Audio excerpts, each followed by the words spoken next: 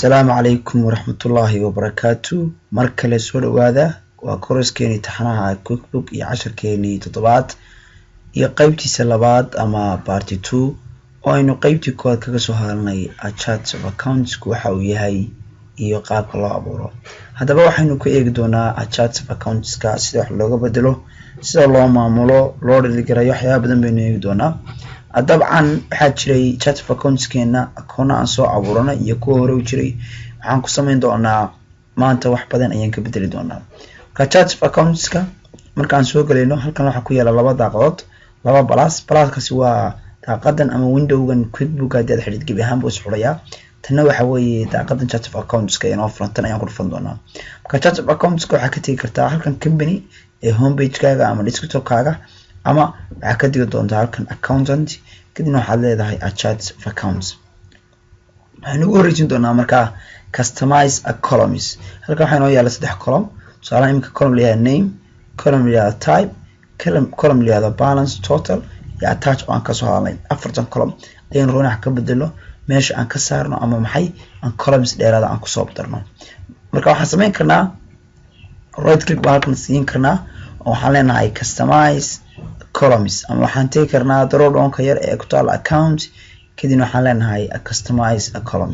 columns-ka wax ka bedeli doonaa halkan laba daaqadood baa inoo yaala daaqada waa daaqada available columns-ka aynu ku soo darsan karno chart of accounts-keena iyo kuwa choosing columns kuwa inoo dooran ee halkan inoo yaala marka waxaan sameyn karnaa kuwii hore aan u haysanay oo ka saari karnaa tusaale ahaan attach oo kale waxaan ku sameyn karnaa remove kor baynu qaadi karnaa oo kuwan oo koreysiin karnaa move up aan sameyn karnaa marka imka touch hadaan ka saarno oo aan remove automatically waxa u baxaya column-kii la oran jiray attach hadaan ku soo laabano oo aan customize columns waxaan sameyn karnaa waxaan ku soo dari karnaa waxa loo yaqaan tusaale ahaan description oo kale in account kasta loo sameeyo description ama faahfaahin kadibna waxaan leenahay okay attach-kina waxaan leenahay aan ugu soo celi marka imka hadaad eegtid halkan waxaa inoo yaala waxaa inoo yaala magacii type-kii waxaa kusoo kordhay waxa la yidhaha description oo account kasta in lagu sameeyo description ama faahfaahin dheeraad ah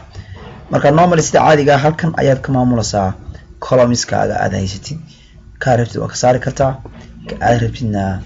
waad kusoo dari karaysaa iminka attach baan kusoo celin doonaa sidiisa baan isaga dayin doonaa kadib waxaan leenahay okay waxaad kaloo samayn karaysaa inaad ballaca ama columns-kan aad haysid aad ballacooda soo yareyn kartid ama aad weyneyn kartid tusaale ahaan balance oo hadaan qabano waan weyneyn karnaa waa aynuna yareyn karnaa marka halka waxaan ka gudbi doonaa customizing columns sida columns-ka wax looga bedelo waxaan eegi doonaa editing sida edit loogu sameeyo iminka tusaale waxaan haysanaa daabshiil account oo kale waa account hore soo abuurnay amal bank waa mid hore soo abuurnay marka kuwii hore u jiray iyo kuwii jirayba waxaa ku sameyn kartaa edit marka waxaad sameynaysaa waxaad dooranaysaa account-ka waxaad u bedeli kartaa ama edit ugu sameyn kartaa laba qaab inaad tiraahdo right click kadibna aad tiraahdo edit account ima inaad drop down kan yarada sida caadiga aad timaadid kadibna aad tiraahdo edit account marka account-ka waa bedeli kartaa oo waxa aad rabto waa ka dhigan kartaa waxaa kaloo sameyn kartaa magacii oo kale edit baa ku sameyn kartaa iminka account aan dhamaystirno tusaale ahaan waa ka inoo ogol yahay waxaad kaloo sameyn kartaa sub account isaga insha Allah sub account-ka iminka ayaan sameyn doonaa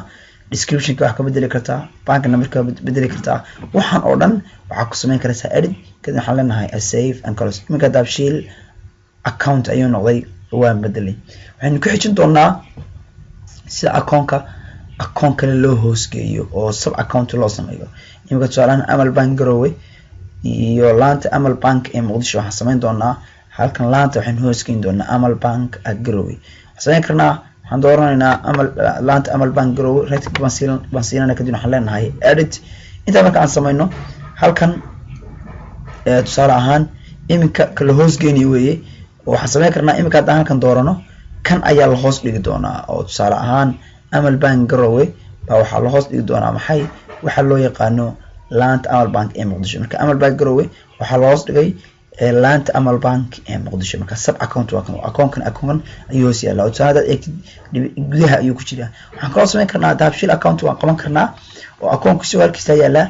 halkan geeska ayaad qaban kartaa calaamadda yar diamond-ka oo eeg kadibna sidan unba u soo jiraysaa kadibna hadaad eegtid wuxuu noqday maxay amal bank ayaa la hoos geeyay waxaan kaloo sameyn karnaa inaan akoonka ka dhigno inactive macnaheedu akoon aan la deleedin laakiin aan liiska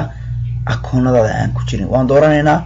waxaan tagaynaa drop down keenan kadibna waxaan leenahay make active account inactive markaas ay ujeedaan iminka automatically dahabshiil account oo ka baxay meesha markaa rabtid inaad ogaatid waad soo laabanaysaa isla meeshaadi kadibna waxaad leedahay show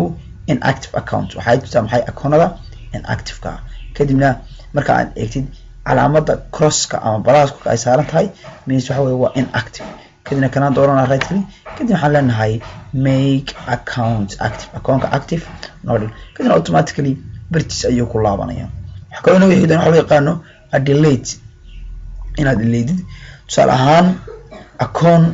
kugu jira halkan tusaale ahaan kale inaad deleted marka akoonka dooranaysaa waxaad leedahay right click kadibna waxaad leedahay a delete account automatically ayuu uga saaraya waxyaabaha kale aad sameyn karto waxa kamid ah attachment waxa weeyaan tusaale ahaan haddaan laba jir riixno waxaad sameyn kartaa drop a documents from Outlook your desktop or folders share ani computerkaaga kasoo qaadanaysaa tusaale ahaan oo kale file dhan ama documenti ka hadlaya waxa uu yahay akoon kasta waxa uu qabanayo tusaale kadibna waxaad leedahay markaas soo qaadi dhan waxa weeye akoonka amal bank galo oo kale file dhan oo excel ah ama documenti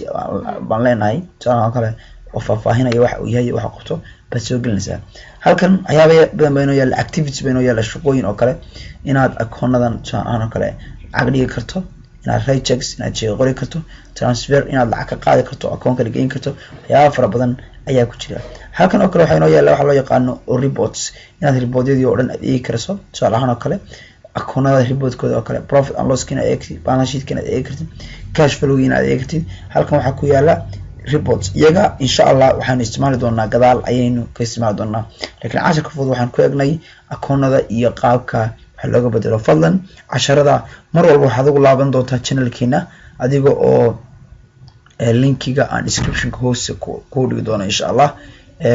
ku dhafan doona kadibna casharadii hore ku dhaafay dib ugu laaban doona intaan casharka xiga ku kulmi doona. Wassalaamu calaykum waraxmatullahi